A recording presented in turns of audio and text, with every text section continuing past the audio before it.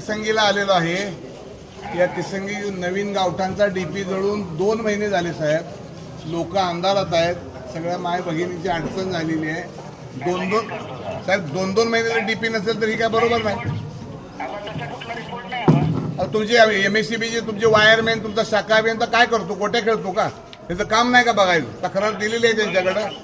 आजच्या आज या इथलं डीपी तिसंगीमधला काढून नवीन गावठांमधला जास्तीत जास्त संध्याकाळपर्यंत सकाळपर्यंत जोडायची व्यवस्था करावी.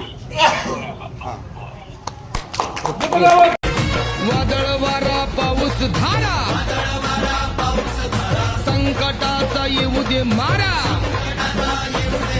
समाजसेवा एकच नारा, समाजसेवा एकच नारा. सोंग्या ढोंग्याला नाहीच थारा.